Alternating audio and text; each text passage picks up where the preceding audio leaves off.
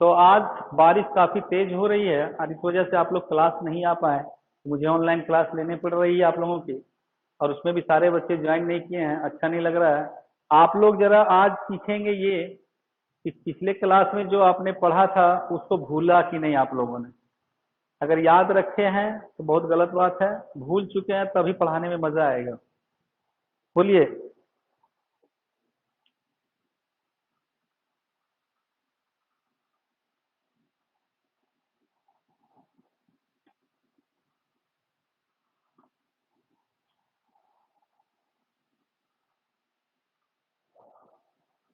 Constant.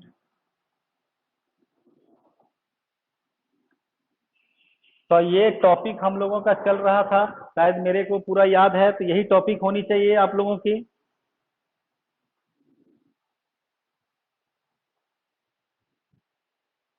किसी भी बच्चे को याद नहीं है क्या? चलिए ठीक है, नहीं याद है तो अच्छी बात है। मैं इसे कंटिन्यू करता हूँ कि linear differential equation with constant coefficient को हमें कैसे सॉल्व करना है और कैसे किया जाता है। चलिए इससे बात करते हुए आगे बढ़ते हैं। आप लोगों को मालूम है लीनियर फॉर्म जो होता है डिफरेंशियल इक्वेशन का वो कुछ इस प्रकार का होता है।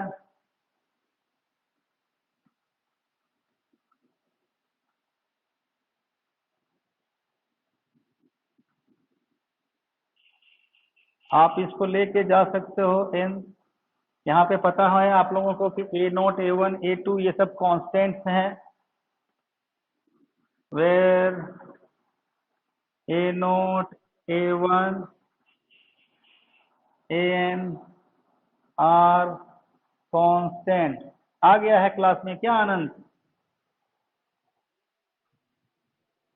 ओके, अच्छी बात है। आनंद को कम से कम गुड मॉर्निंग बोलनी चाहिए, ऐसा उनको सिखाए आप लोग।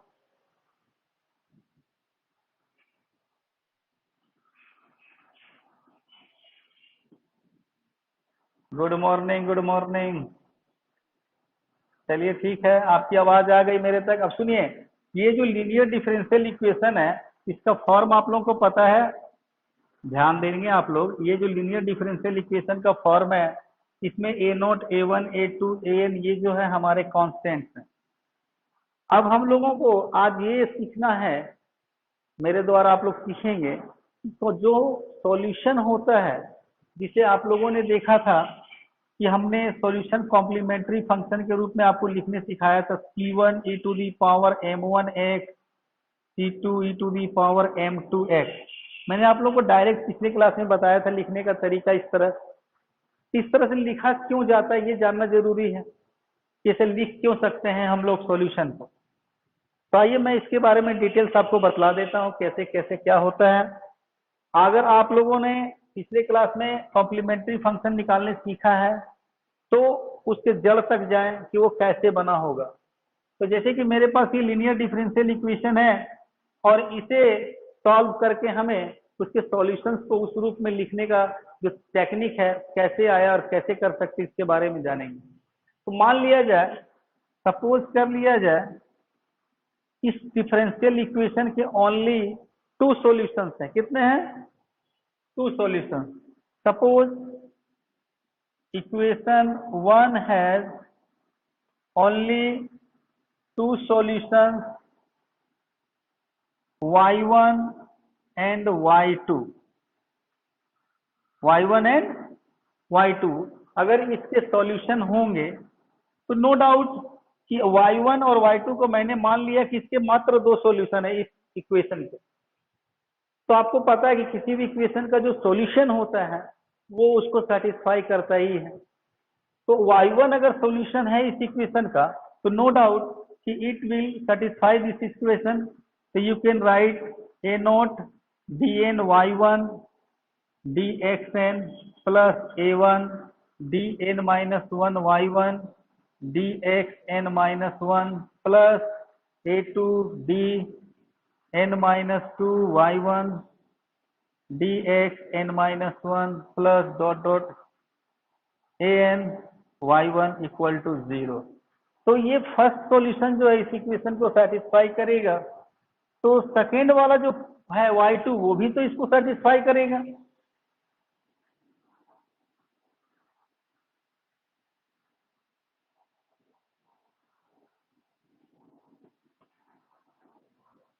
बस सिर्फ आपको y1 के प्लेस में क्या कर देना है, y2 को रख देना है।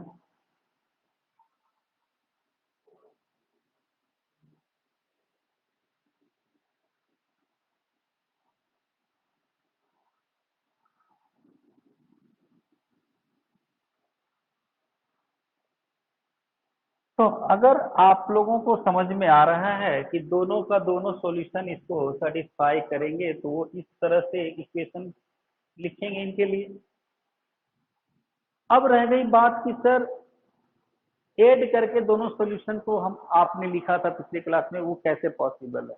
उसी चीज को मैं आप लोगों को क्लियर कर देना चाहता हूं कि अगर ये दोनों सॉल्यूशन को अगर हम लोग इकट्ठा इस तरह से ले लें, C1y1 प्लस C2y2, इस तरह अगर हम ले लें इन दोनों इक्वेशन को कि आर्बिट्रेरी कांस्टेंट लगाकर C1 और C2, आपको तो पता है कि हर एक डिफरेंशियल इक्वेशन का जो सॉल्यूशन होता है उसमें आर्बिट्रेरी कांस्टेंट मिलते ही है। तो जितना ऑर्डर रहता है उतना आर्बिट्रेरी कांस्टेंट मिलेंगे। फिलहाल हमने दो ही सॉल्यूशन लिया है, इसका मतलब है कि इसके ऑर्डर दो ही तक जाएंगे इस एन के लिए, तो इसका दो ही आर्बिट्रेरी कांस्टेंट मिलेगा। अगर एन ऑर्डर तक जाएगा तो एन आर्बिट्रेरी कांस्टेंट मिलेंगे। तो आपको जो है इक्वेशन यहाँ पे प्लस प्लस बढ़ते जाएगा एन तक। अभी हमने दो ही सॉल्यूशन को सेलेक्ट किया, इसलिए हम लोग दोनों का कॉम्बिनेशन को लिख रहे हैं C1y प्लस C2y2। अब ये जो है इस इक्वेशन का सॉल्यूशन होगा, तभी तो हम इन दोनों के बदले में डायरेक्ट ये लिख सकते हैं। तो अब हम लोग साबित क्या करेंगे कि ये जो है वो भी इस इक्वेशन का सॉल्यूशन है। अगर ऐसा होता है तो हम इसे सेपरेट सेपरेट ना निकाल कर डायरेक्ट एक ही बार में कंबाइन करके लिख सकते हैं आंसर को। अगर इन दोनों का कॉम्बिनेशन भी इसका क्या बन जाए, सॉल्यूशन। समझ में आ रही बात। तो चलिए हम लोग क्या करेंगे, ये जो दिया हुआ C1y1 प्लस C2y2 को इसका सॉल्यूशन है कि नहीं वो जांचते हैं। यहां तक आप लोगों ने लिख लिया। नंबर 1 पर ध्यान देंगे, नंबर 2 पर ध्यान देंगे, इसका इस्तेमाल होने वाला है। तो जब ये सॉल्यूशन के रूप में होगा अगर, तो यहाँ y के प्लेस में हमें इसे पुट करने की जरूरत पड़ेगी, इसे, और पूरा का पूरा वैल्यू को क्या लाके दिखाना होगा, 0। अगर पूरा का पूरा वैल्यू 0 आ गया इसको पुट करने पर y के प्लेस में, तब कह सकते हैं कि ये भी इसका सॉल्यूशन है। तो हम लोग इसी सॉल्यूशन को कॉम्प्लीमेंट्री फंक्शन के नाम से जानेंगे इस इक्वेशन का। तो आइए मैं अब इसको साबित करना है कि ये इसका सॉल्यूशन है कि नहीं, तो पहले हम लोगों को इसको इसके y के प्लेस में पुट करना होगा।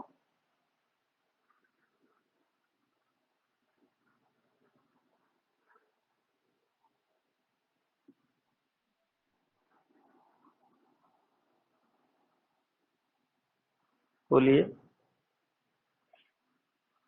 90% क्या,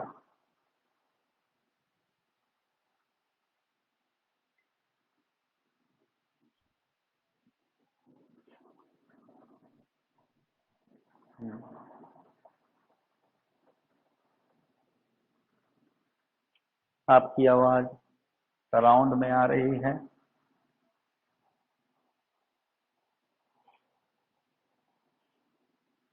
देखिए हम लोग y की जगह में क्या पुट करना है, C1y1 C2y2 plus A2 dn-1 by dxn-1। बारिश में ना बोर्ड में भी नमी आ जाती है।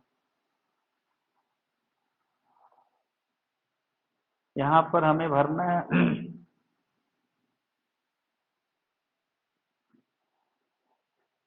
सॉरी सॉरी सॉरी,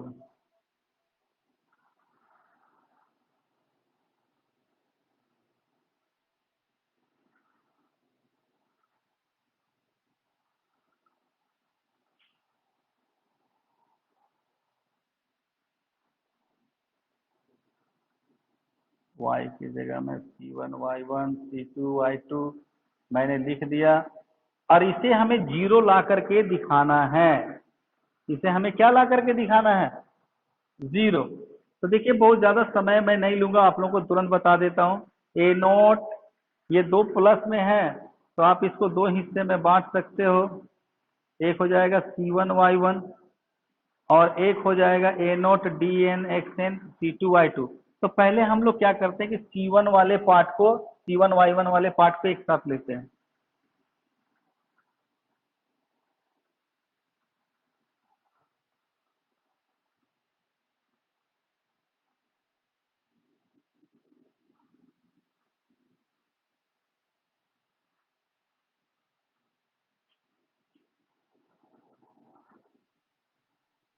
देखिए इस तरह से हम लोग जो पहले C1 वाले पार्ट को एक बार ले लेंगे अलग से, और प्लस एक बार A0 इसके साथ आएगा, A0 DN/DXN C2Y2 plus A1 DN-1 DXN-1 C2Y2 plus A2 DN-2 DXN-2 C2Y2 plus dot dot dot AN C2Y2।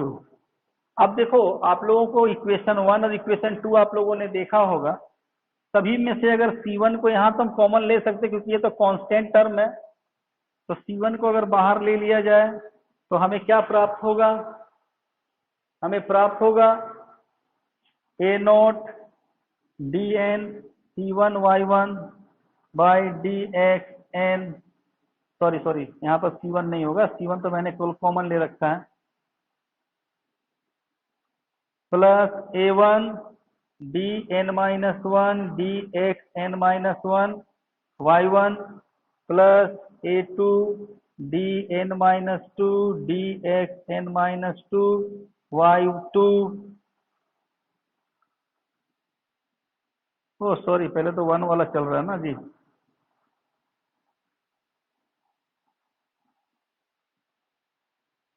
Dot dot dot AN-Y1। अब फिर देखिए सेकेंड वाले पार्ट से अगर हम लोग कॉमन ले लें किसको? C2 को, तो हमें मिलेगा A0 DN-Y2 by DXN plus A1 DN-1 Y2 by DXN-1 plus A2 DN-2 by DXN-2 Y2 plus dot dot dot plus AN Y2। अब आपको इक्वेशन 1 में याद होगा कि इतना का पूरा वैल्यू 0 था ना, और इक्वेशन 2 में आपने देखा होगा इस पूरे का वैल्यू 0 था। तो ओवरऑल आप क्या देखोगे कि C1 0 प्लस C2 0 हमें प्राप्त हुआ, यानी टोटली क्या हो जाएगा ये 0। तो इससे ये साबित हो जाता है कि ये जो है C1, इससे ये साबित हो जाता है कि C1Y1 C2Y2 is also a solution of equation 1। इससे ये साबित हो जाता है ना। तो इसीलिए हम लोग जो है जो अलग अलग Y1 Y2 का जो आंसर था उसको एक साथ कंबाइन करके लिख सकते हैं। अब तो समझ में आ गई होगी बात कि क्यों हम लोग सॉल्यूशन को कंबाइन करके लिख देते हैं, जिसे कॉम्प्लीमेंट्री फंक्शन कहा जाता है। समझ गए ना आप लोग इसे? बहुत अच्छी बात है, आप लोग समझदार अच्छे हैं।